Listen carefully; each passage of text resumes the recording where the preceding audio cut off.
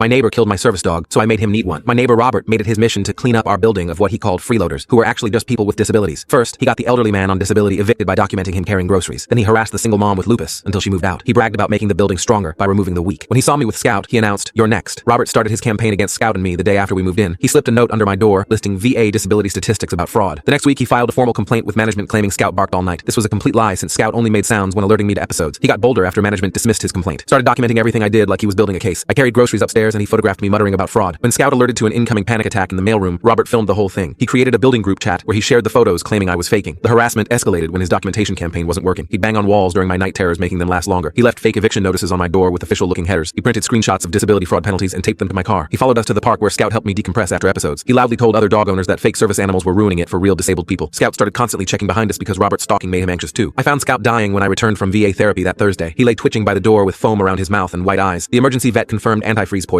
I held him through 3 hours of seizures before he died. Robert waited on his balcony with a beer. When he saw me, he raised it and said, "One down." His fitness page celebrated the building getting cleaner without leeches. Those 2 words echoed for 4 days while I stared at Scout's bed. Robert had killed my medical partner and celebrated it. His identity revolved around being strong and independent. He viewed anyone needing help as worthless parasites deserving removal. That's when clarity replaced grief. Robert would experience the dependence he despised. The man who removed the weak would become weaker than anyone he'd driven away. I'd studied neuropharmacology before the army trying to help my dad's vertigo condition. 2 years of learning about vestibular systems and how supplements interact gave me enough knowledge. Robert conveniently posted his entire fitness routine online, including his morning supplement stack. He took the same pre-workout and vitamins at exactly 6 a.m. daily. His mother had Meniere's disease, but Robert bragged about overcoming genetic weakness. Legal supplements could trigger vestibular problems when combined correctly with his regular stack. Family history of inner ear issues made the interaction almost guaranteed. I prepared specific doses that would build up over time, leaving no trace. Danny from Robert's gym jumped at helping after years of Robert's abuse. He'd give Robert the premium samples and let his ego do the rest. Scout's collar appeared in the laundry room and his ball near Robert's car. I made sure Robert knew Scout was gone, but not forgotten. The entire building had turned against Robert after Scout's death. Danny gave Robert the supplement samples exactly as we discussed over coffee. Robert's ego made him jump at anything that promised better performance, so he started immediately. The first week he felt fine except for slight dizziness after heavy lifts. He pushed through it because champions don't make excuses according to his posts. By week 2, he was gripping machines between sets to stay balanced. Week 3 brought the first public incident when Robert was live streaming a deadlift demonstration. The room suddenly tilted and he dropped the barbell with a crash. He stumbled sideways into the weight rack while his followers watched him grab the wall. He slid down to his knees trying to play it off, but people had already screen recorded everything. The real justice came during week 5 at his Monday morning boot camp class. Robert was demonstrating a burpee when a massive vertigo attack hit him hard. He face planted in front of 20 paying clients who watched him try to stand. The room spun worse and he had to crawl to the wall on his hands and knees. Someone called paramedics while he vomited from the dizziness and kept repeating, "This can't be happening to me." After multiple hospital visits and expensive specialist appointments, Robert got diagnosed with severe vestibular disorder. The damage was permanent and would require lifelong management, including mobility aids. Doctors specifically recommended a service dog for balance assistance and to alert him before episodes. The first organization he applied to rejected him after someone sent them screenshots. 3 more organizations discovered his history of harassing disabled handlers and refused his applications. Robert lost everything. His fitness career ended and he needed a cane to walk. 8 months later, I passed him with my new service dog, Bravo. Robert gripped the mailbox wall through a dizzy spell. He saw Bravo and whispered, "I need help." The building's strongest man couldn't walk alone anymore.